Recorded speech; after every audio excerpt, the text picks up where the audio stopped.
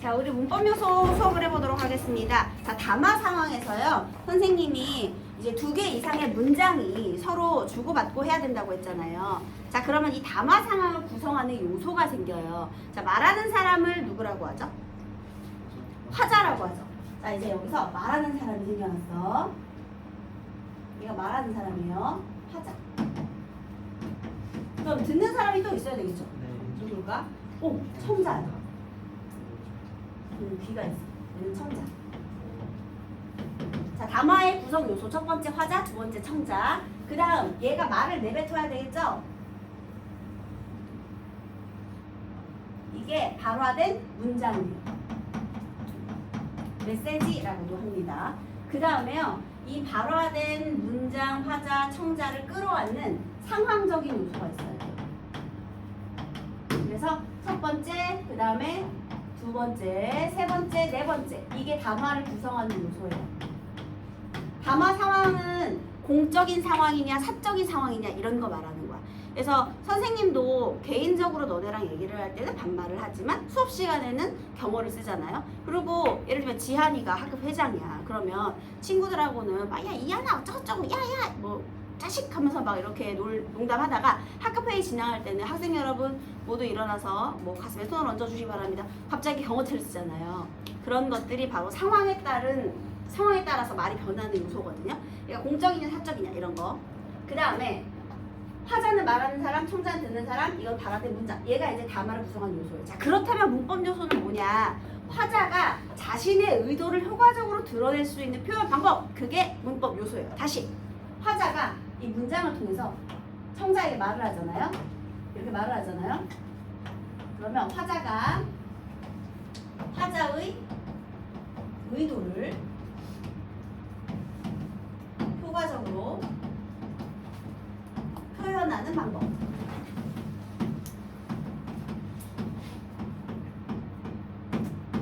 그것이 문법 요소인 거예요. 얘가 문법인 거예요.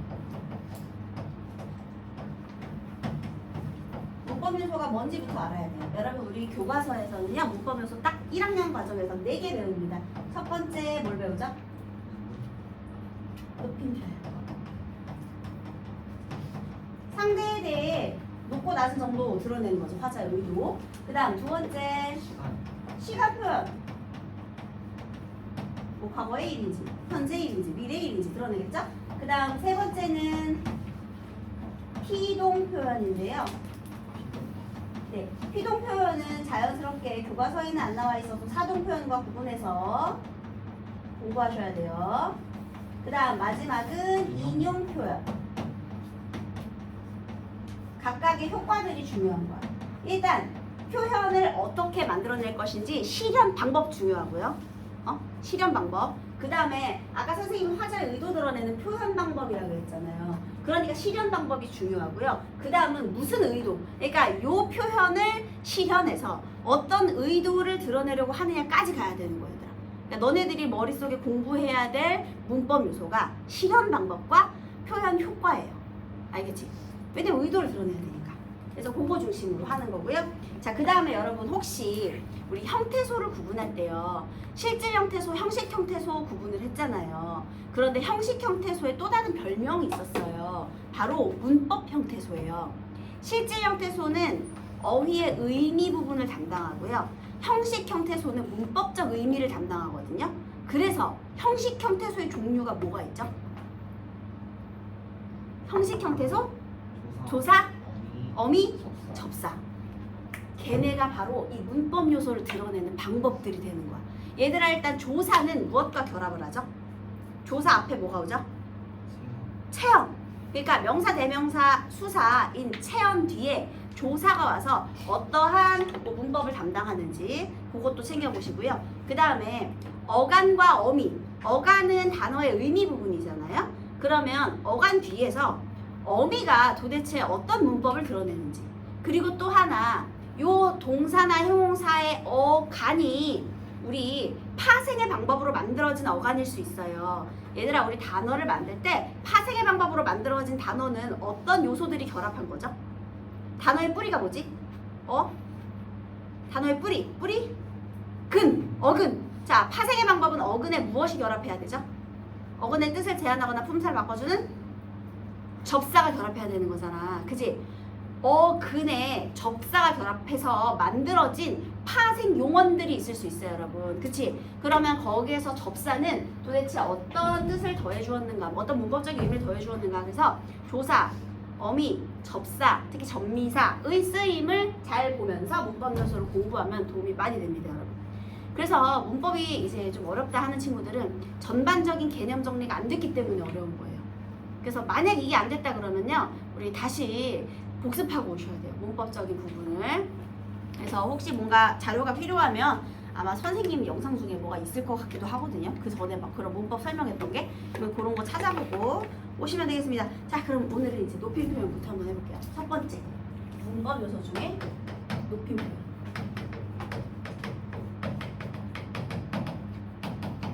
자, 높임 표현은요, 어디에서 이루어지느냐. 일단 실현 방법 중요하다고 그랬죠. 그 다음에 누굴 높일 것인지 그 높임의 대상도 중요해요. 그래서 자, 보세요. 여기에 이렇게 그림이 있는데 선생님이 이 그림을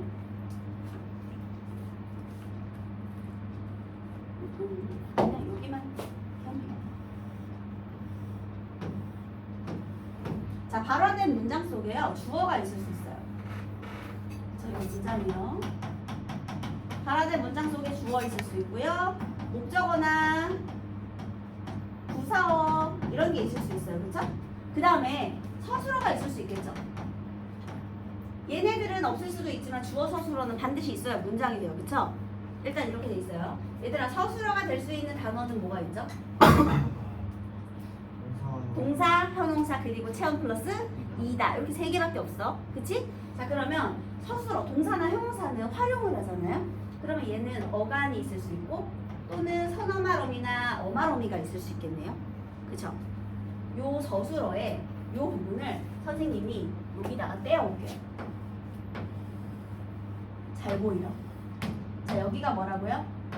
어간. 여기는 선어말 어미. 여기는 어말 어미.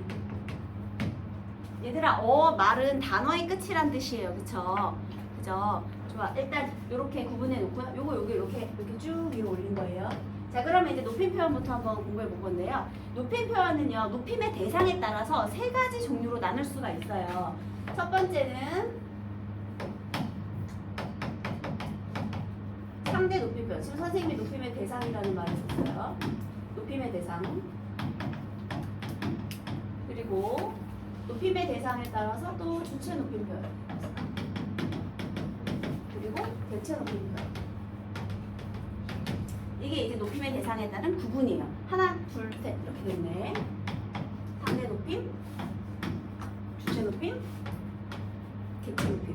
자, 그러면 상대 높임은 높임의 대상이 누구일까요? 누굴까? 상대니까?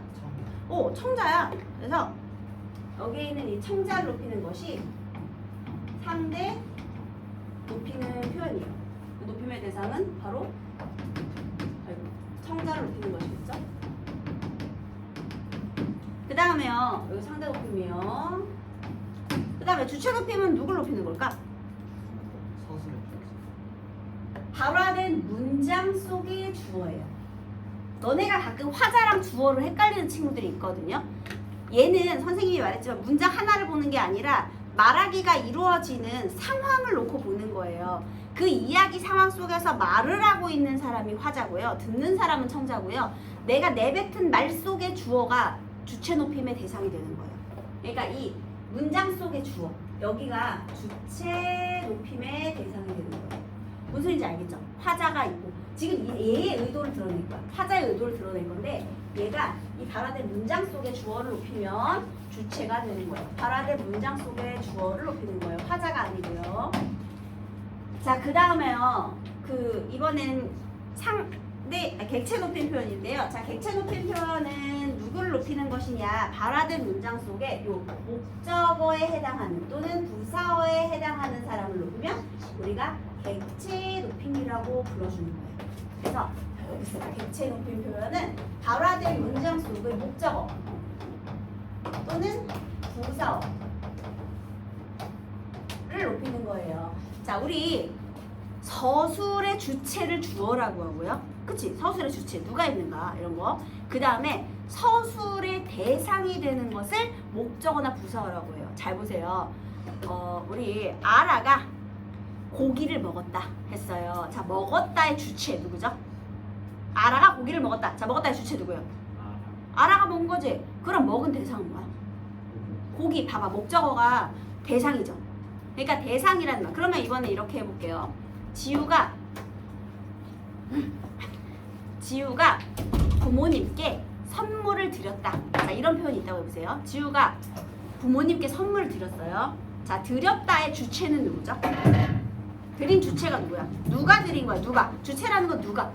지우가 되겠죠? 자, 그러면 드린 대상. 선물을도 되고 부모님께도 되죠? 부모님께 또 대상이고 선물을도 대상이잖아. 그러니까 목적어 또는 부사어. 얘들아, 어떤 문장에는 목적어가 있을 수도 있고 목적어 부사어가 둘 다 있을 수도 있고 부사어만 있을 수도 있고 목적어 부사어 없을 수도 있는 거예요, 여러분. 그 서술어의 자릿수 아시잖아요, 여러분. 그치? 그래서 어쨌든 목적어 또는 부사어 또는 목적어나 부사어 얘네들이 전부 객체가 되는 거예요. 그러니까 대상이라는 표현이 나오면 우리 객체다 이렇게 이해하시면 되겠습니다. 자, 그 다음에요.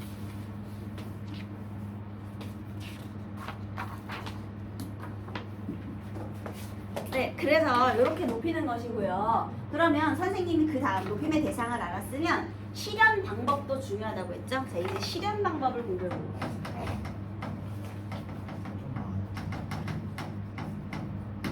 자, 높임 표현은요. 우리 화자가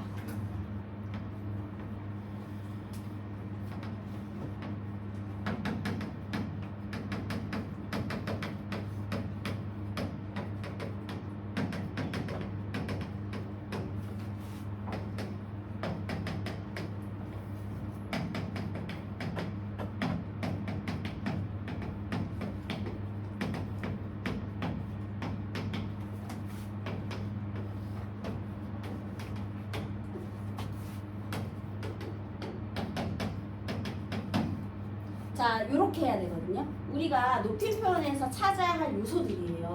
얘는 이제 높임의 대상입니다. 그러니까 땡땡땡을 통해서 상대인 또는 주체인 객체인 누구를 높였는지 낮췄는지 이걸 보는 거예요. 높이고 있다. 그게 의도야. 그래서요. 어느 자리, 요 자리, 그리고 요 자리, 그리고 놓치지 말아야 할 게 얘까지. 우리 상대인 할아버지인지 주체인 할아버지인지 객체인 할아버지인지까지 찾아내야 돼요. 그래서 요 세 자리만 조심하면 높임표가 하나도 어려울 거 없습니다.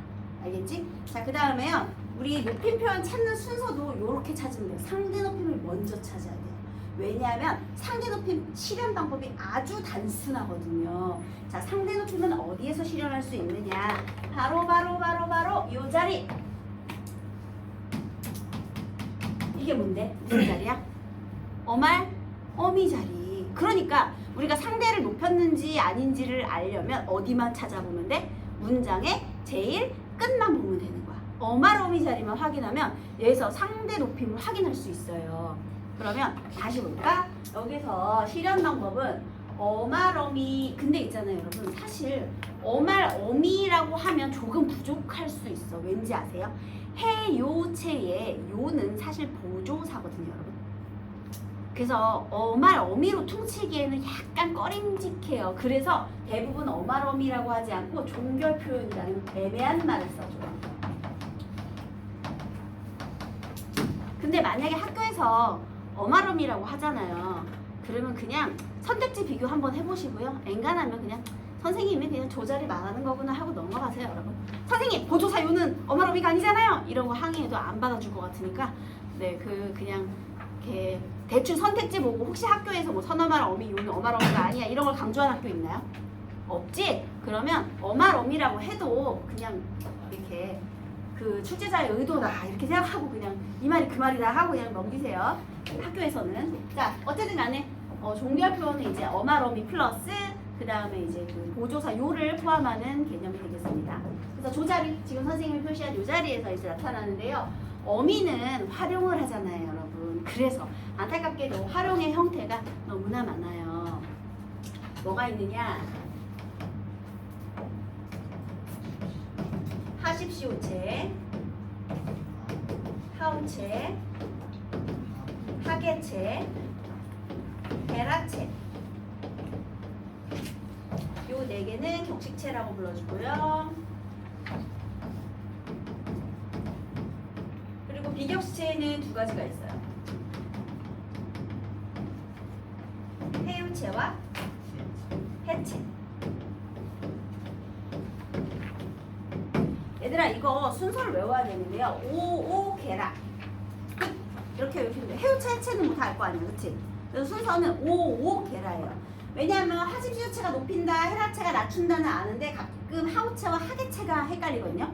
하우체하고 하계체 중에 어떤 게 예서 높임이고 어떤 게 예서 낮춤이지 헷갈릴 수 있어요. 그러면 순서대로 오오게라 이렇게 외우시면 됩니다. 얘도 물론 명칭이 있어요. 얘는 아주 높임이라고 하고요. 얘는 예사 높임이라고 하고요. 얘는 예사 낮춤이라고 하고요. 그럼 헤라체는 뭐라고 하게? 아주 낮춤. 그럼 해유체는 두루 높임. 해체는 두루 낮춤. 일단 이렇게 불러줍니다. 자, 그러면 우리 모국어 화자의 직관으로 한번 맞춰보세요. 안녕하세요. 무슨 체일까요? 안녕하세요. 무슨 체요? 그치? 야, 해유체 찾기가 세상에서 제일 쉬워. 요만 찾으면 되는 거야, 얘들아. 그러면 안녕하세요 하십시오체로 바꿔봐. 안녕하십시오. 네? 안녕하십니까? 되겠죠? 안녕하세요 이거를 하십시오체로 하고 안녕하십니까? 되는 거예요, 여러분. 선생님이 지금 의문문이라서 이렇게 했어요. 자, 그럼 평사형으로 집에 갑니다. 무슨 체일 것 같아요? 집에 갑니다. 하십시오체. 그럼 얘들아 이거 헤라체로 바꿔볼래? 갑니다를 헤라체로 바꿔봐. 가라. 그건 명령형이잖아. 평사형. 가자. 그건 청유형. 간다.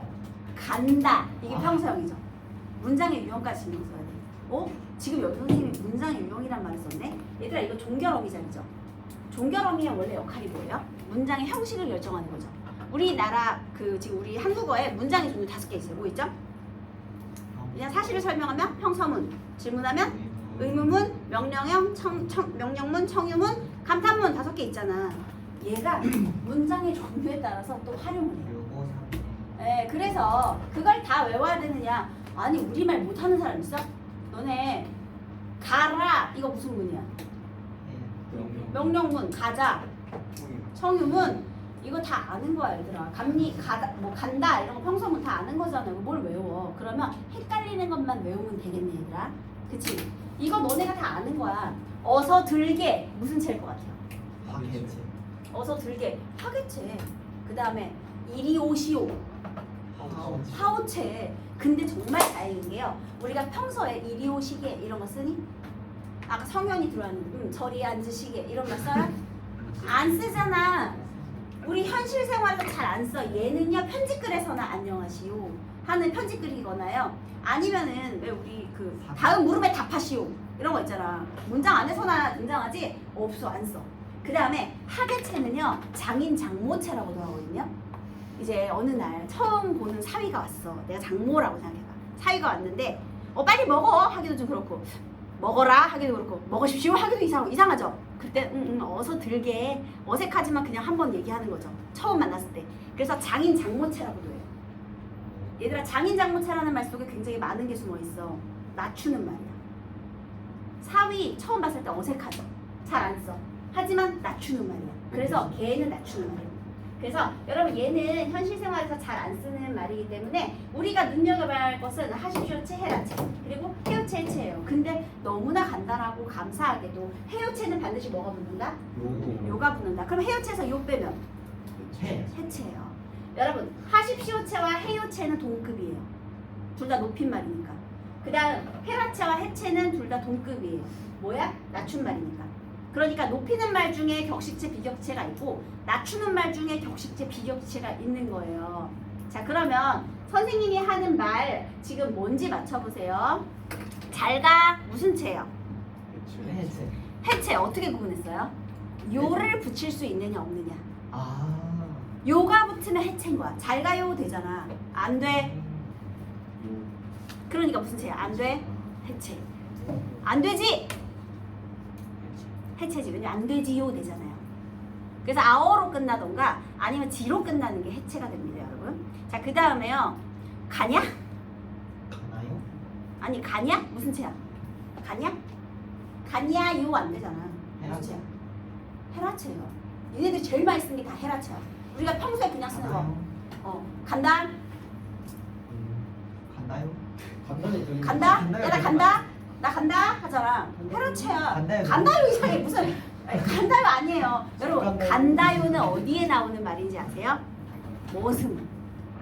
굽실거리는 머슴들이 높이지도 못하고 낮추지도 못해가지고 높임법 이상하게 했을 때 그럽시다요 이런 거 있잖아. 굽실굽실할 때 이상하게 막 헤라체 썼다가 갑자기 거기서 이상하게 높여야 되니까 요만 붙이고 높임 표현 잘 못하는 그런 신분 낮은 애들이 쓰는 그런 물체예요. 알겠죠? 그거 안 되고 간다요 이런 거 안 되고요. 예, 그러면 가자 이건요. 집에 가자. 가자요 안 되잖아. 헤라체야 얘들아. 알겠지? 그 다음에 너 가냐? 격식체요 비격식체요? 격식체지. 왜냐면 헤라체는 무슨 체야? 격식체야 얘들아. 애들이 제일 많이 틀리는 포인트가 이거야. 헤라체는 무슨 체? 격식체예요. 해유체, 해체가 비격식체라는 건 친구들이 머릿속에 빨리 캐치해요. 그러고 하십시오체가 격식체라는 것도 왠지 하십시오체는 그냥 격식체 같아. 근데 제일 많이 실수하는 게 격식체는 왠지 높여야 될 것 같은 거야. 너희들의 편견이지. 격식체 안에 높임말 낮춤말 있고요. 비격식체 안에도 높임말 낮춤말이 있어요. 그러니까 헤라체는 격식체라는 걸 조심하셔야 돼요. 알겠지? 헤라체는 격식체. 여기서 제일 많이 들어요. 헤라체 격식체 까먹으면 안 돼. 가냐? 격식체야 얘들아. 알겠지? 가니? 얘도 격식체예요. 가라! 얘도 격식체입니다. 그지? 헤라체니까요. 그래서 다냐라자로 끝나는 말들은 헤라체가 되고요. 우리가 제일 많이 쓰는 단어가 되겠습니다. 자, 그 다음에요. 거 좀 내립시다. 자, 비읍시다. 또는 밥 먹고 합시다. 비읍시다는 도대체 이 중에 어디에 해당이 될까요? 일단 문장의 종류부터. 밥 먹고 합시다. 문장의 종류 뭐죠? 청유형이에요. 청유형. 근데 니네 느낌상 이거 아주 높이는 말 같아? 너네 할아버지한테 거 좀 밥 먹고 합시다 되니? 안 되지. 그러면 할아버지한테 쓸 수 없으면 하십시오체가 아니에요, 여러분. 일단 안 돼. 그럼 뭘까? 하우체. 그래서요 비읍시다. 요거 얘들아 여기 있는 시는 높임의 선어 발음이 시가 아니에요. 요거 한 덩이에요, 여러분. 응? 비읍시다가 하나야. 합시다. 하다 뒤에 비읍시다 붙은 거 얘들아. 요거 한 덩인데요. 이 비읍시다는요 하우체 청유형 조결어이에요. 얘만 좀 외우세요. 비읍시다. 하우체 청유형 조결어미.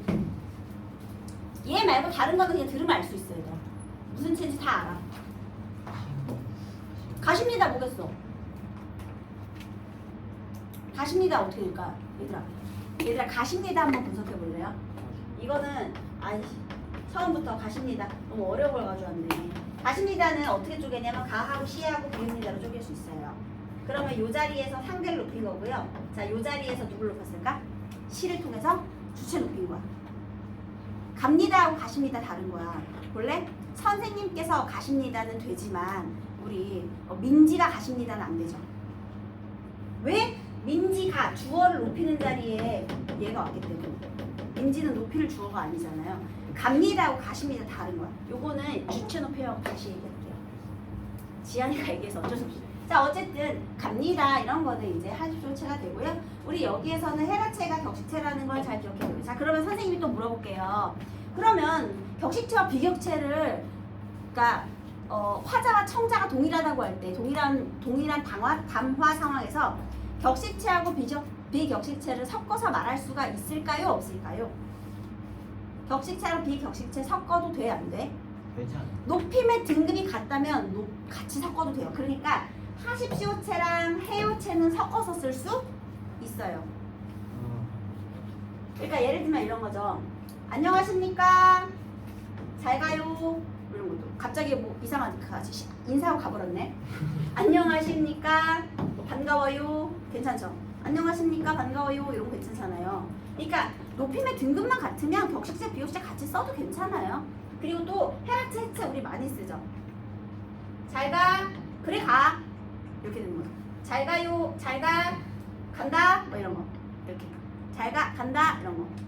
그래서 요거 높임의 등급이 같다면 헤라체, 해체 같이 써도 되고요. 하십시오체, 해요체 같이 써도 되지만 이건 안 돼. 하십시오체, 헤라체를 같이 쓰든지 하십시오체랑 해체를 같이 쓰는 건 안 돼. 왜냐면 높임의 등급이 달라잖아. 그러면 보세요. 듣는 대상이 같은데, 즉 청자가 같은데 갑자기 높임 표현이 달라지는 상황이 생길 수 있을까요? 있죠. 학급 회의 시간. 그러니까 화자와 청자가 동일하더라도 상황이 달라지면 높임의 표현이 달라질 수 있죠. 야 어저께 그거 봤니? 축구 봤냐? 어제 야구 봤냐? 야씨 LG 개발리더라. 야 뭐 이렇게 보다가 얘기하다가 어제 혹시 야구 LG 팬 계신가요? 여기 없으신가요? 지금 두산 팬 있나요? 이 두산 놈의 시기들. 네. 그래서요 여러분 어저께 야구를 2번 했는데 처음에 개발리고 나중에 이겨가지고 좀 다행이긴 했는데 어쨌든 간에 막 야구를 막 했어 막 욕하면서 그러다가 학급회의 진행할 때 갑자기 학생 여러분 갑자기 이렇게 존대를 하고 경어체를 쓰죠 여러분. 그게 뭐가 변해서 그런 거야? 청자는 그대로인데 상황이 사적인 상황에서 공적인 상황으로 바뀌었기 때문이에요. 그러니까요 다마 상황이 달라지면 높임 표현이 달라질 수 있다 이렇게 되는 거죠. 얘만 조심하면 우리 상대 높임 표현은 진짜 완벽해요. 완벽하죠. 자 그러면 우리 여기 하나 더. 이 말 끝에 오는 어미가 어말어미라면서요. 어말어미는요 문장을 종결하는 표현이 있고 그 다음에 비종결형 표현이 있어요. 비종결형 어말어미에는요 참고로 지금부터는 그냥 들어만 둬. 종결형 어미가 얘네들이야 얘들아. 종결형. 그리고 문장의 종결형 문장 5가지 종류를 결정하는 거예요. 평사형, 의문형, 명령, 청형, 감탄형. 근데 단어의 끝이지만 문장의 끝이 아닌 게 있어요. 바로 연결어미와 전성어미예요, 여러분. 혹시 기억하세요? 연결어미는 뭐냐? 단어와 단어를 연결하든지 그 다음에 문장과 문장을 연결하는 거거든요.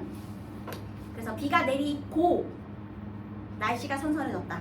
비가 내리고의 그 내리고의 고 있죠? 그 문장의 끝이 아니잖아. 그치? 비가 내리고 단어의 끝이지만 문장의 끝은 아니에요. 걔네들이 이제 연결어미니까 이 종결 표현이 아니죠. 그죠? 그 다음에 전성어미는 우리 명사형, 부사형, 관형사형 전성어미 그런 거 말하는 거예요. 그래서 착한 학생. 그러면 착하다가 어간이고요. 니은, 관형사형어미 니은, 학생을 꾸며주는 역할을 하죠. 단어의 끝이지만 종결 표현은 아니죠, 여러분. 그래서 그런 거 말고 어말어미 중에서도 이 종결어미와 관련된 것들이 여기에 해당이 된다는 겁니다. 그러면 어말어미의 역할, 종결어미의 역할은 원래 문장의 형식을 결정하는 건데 여기에서 상대 높임의 등급도 같이 드러난다라는 걸 알 수가 있네요. 네. 자, 그 다음에 또 이런 게 있어요. 교장 선생님의 말씀할 때 그 말씀은요. 교장 선생님을 높이는 말이잖아요. 근데 이런 게 있어요. 선생님 제 말씀 좀 들어주세요. 그때 말씀이 혹시 어떤 표현일까요? 말을 낮추는 표현이야. 이 말씀이란 단어 속에는요 말을 높이는 표현도 있지만 말을 낮추는 표현도 있어. 자, 그 다음에 선생님 내가요 이렇게 말 안 하죠. 왜 제가요로 바꿨을까요? 나 자신을 낮추는. 그러면 화자를 낮추면 동시에 누가 높아지죠? 청자가 높아지죠. 그러니까 자, 첫 번째가 종결 표현이고요. 두 번째는 화자 자신을 낮추는 표현.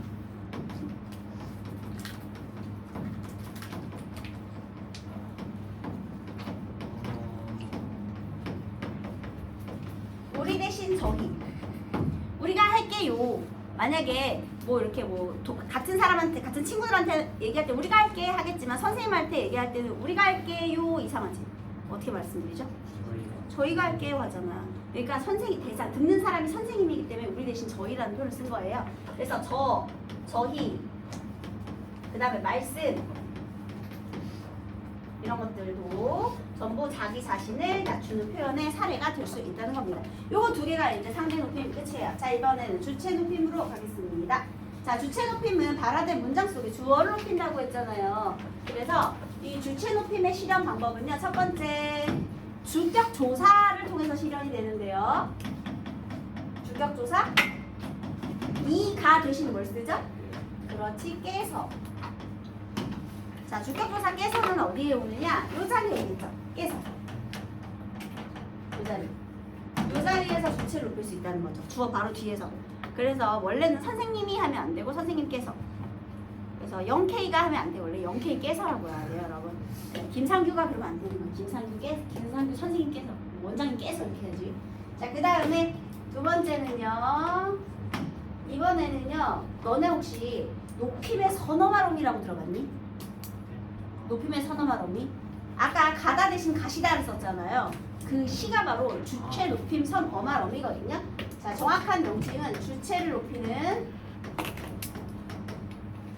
선어말음이. 의시. 얘들아, 선어말음이는요.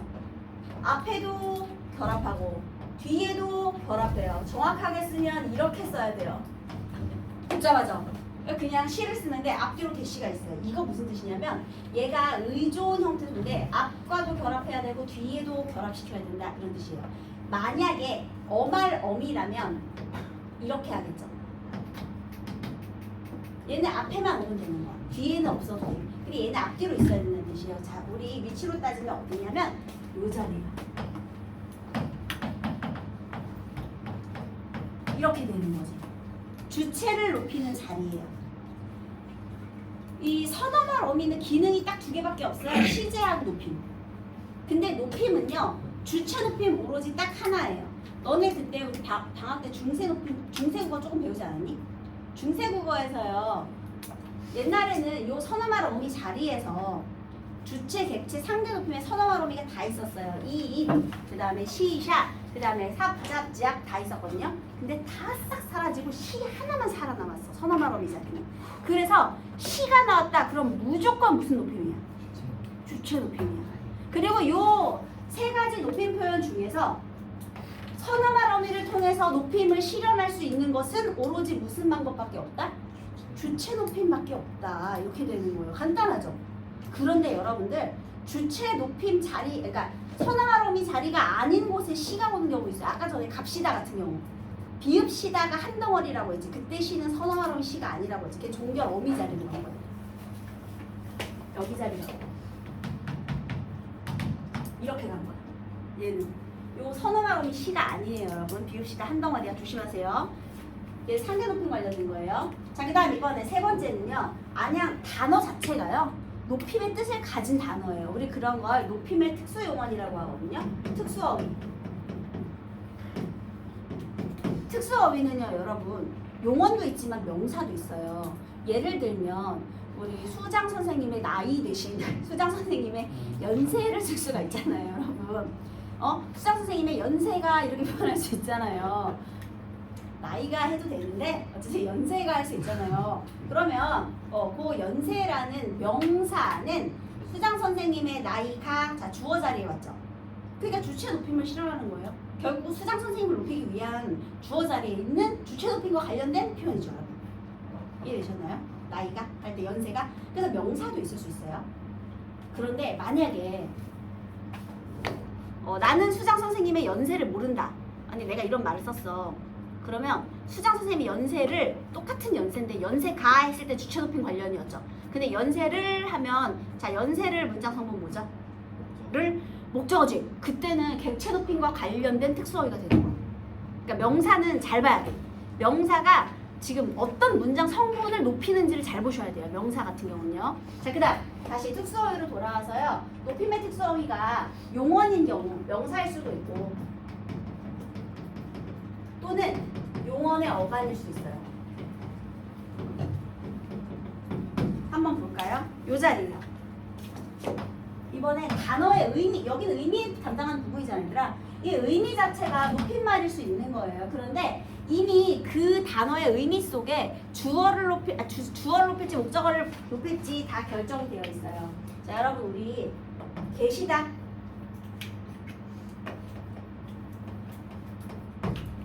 예를 들면 할머니께서 방에 계신다, 이런 표현 있을 수 있죠. 거기서 시를 한번 빼볼까요? 어때요? 이상해. 계다? 그런 말 있어? 아니 그러면 어디까지가 어간이야 얘들아. 개시. 그래서 여러분 개시까지가 어간이기 때문에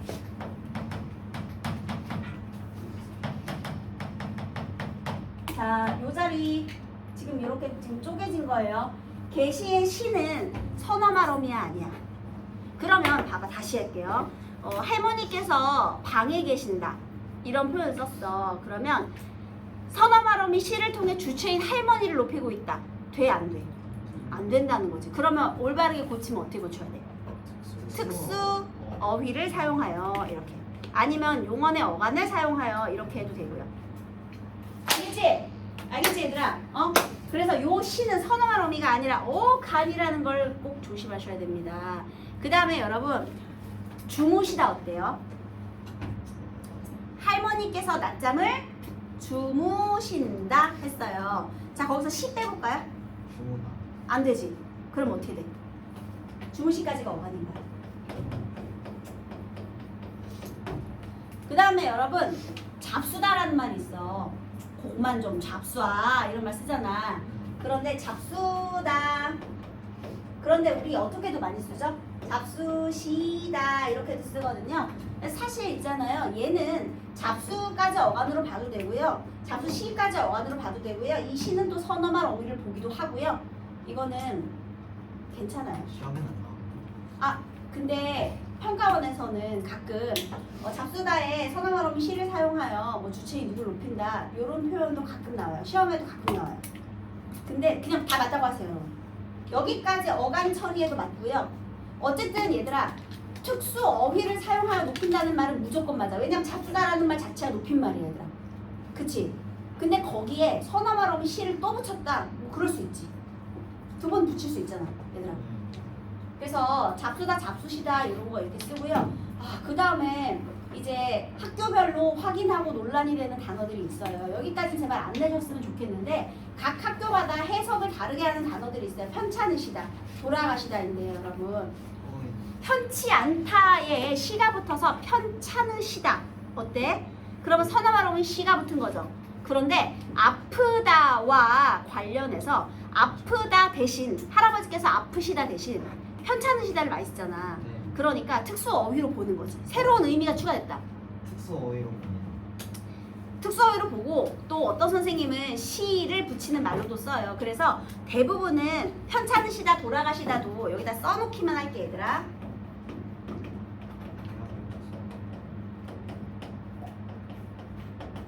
그 다음에 편치 않다거든요.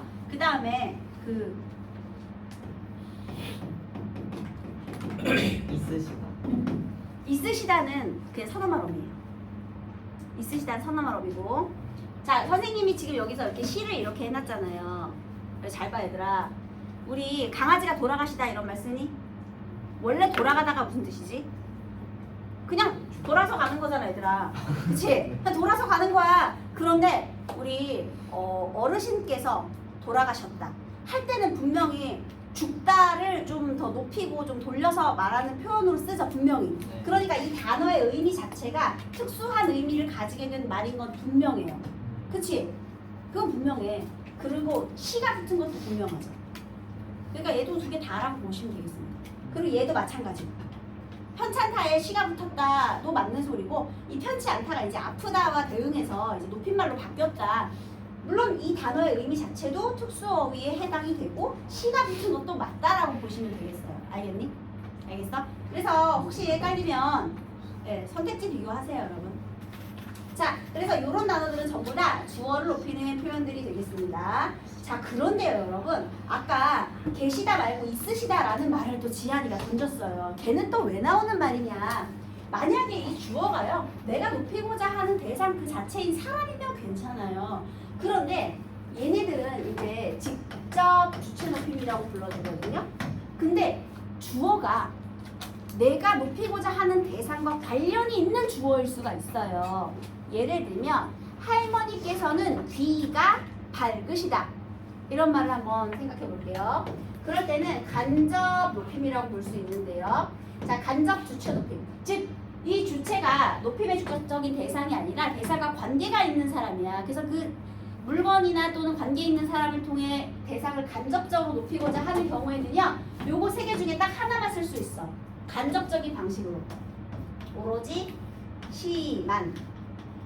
왜냐면 사물이니까 깨서는 못 붙이고요. 그 다음에 얘는 극존칭 표현이라 못 쓰고요. 그래서 여러분 아까 할아버지께서는 고민이 계시다 되니? 안 되지. 고민이 걔가 주어가 됐지.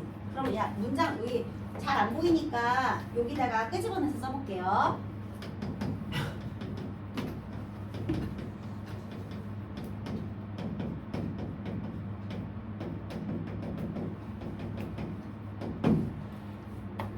여기서 높여야 할 대상 먼저 찾아보세요. 자, 누굴 높여야 돼요?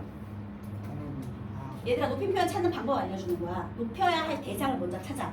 할아버지. 자 문장 성분 뭐야? 주어지. 그러면 무조건 주체 높임을 실현해야 돼. 그치? 자 문장의 주어를 높이기 위해서 뭐가 왔죠? 깨서가 왔죠? 주격조사 깨서를 통해서 높이는 건 직접 높이는 방법이 맞아요. 어쨌든 주체를 높였어요. 자 그 다음에 또 뭘 썼어? 혹시 여러분 문장의 짜임 중에서 서술절을 아는 문장이라고 들어보셨나요? 이 문장의 주어는 할아버지, 전체 문장의 주어는 할아버지는 깨서는이고요. 전체 문장의 서술어는 고민이 있으시다. 얘가 서술절이거든요. 그러면 있으시다의 주어는 고민이에요. 고민이 주어, 있으시다 서술어거든요. 그러면 고민을 높이려고 시를 썼네. 왜냐면 이 고민이 누구의 고민이기 때문에. 그렇지. 그러니까 결론적으로 누굴 높이고 싶은 거야? 할아버지. 그래서 얘는 간접 높임. 얘는 고민을 높인 거예요, 할아버지. 고민을 높인 거예요. 고민을 통해서 할아버지를 높인 거죠. 그러니까 무엇을 높였느냐, 고민을 높였느냐, 할아버지를 높였느냐 요걸 따지지 마시고 그냥 주체 높임이다. 이렇게 하시면 돼요. 간접 높인다 이렇게. 어쨌든 주어 높인 거야. 얘를 높여서 얘를 높인 거니까. 둘 다 돼요. 고민 높였다도 되고 할아버지 높였다도 되는 거야. 그래서 어쨌든 진짜 높여야 될 대상은 이분이잖아. 할아버지잖아. 그치? 그래서 얘는 직접 높임. 그럼 직접 높임과 간접 높임 둘 다 사용했죠. 그래서 학교에서요. 간접 높임 실현된 문장 찾을 때 할아버지가 선생님이 이렇게 얘를 빼버리는 경우가 많아요. 니네 헷갈리지 말라. 그러면 높임 표현이 틀렸어요가 아니라 오히려 니네 편하게 해주려고 뺀 거야. 선생님 이거 깨서는이 아니고 이가를 붙였어요. 이거 틀렸잖아요. 이게 아니라 얘 때문에 니네가 헷갈릴까봐 논란의 여지를 없애기 위해서 그냥 할아버지가 이런 식으로 문제를 낼 수도 있거든요. 근데 그거는 그냥 너네 편하게 해주려고 한 것이다. 헷갈릴 만한 요소를 뺀 것이다. 그냥 그렇게 하고 넘어가시면 돼요. 포인트는 여기야. 출제자의 의도를 한 번쯤은 생각해 보시기 바라겠습니다. 알겠죠? 그래서 얘가 이제 그 간접 높임, 직접 높임이 되고요. 그 다음 또 하나 여기에 많이 나오는 예시문인데요. 할머니께서는 귀가 밝으시다 이런 것도 간접 높임이에요. 자, 교장 선생님의 말씀이 계시겠습니다. 있으시겠습니다.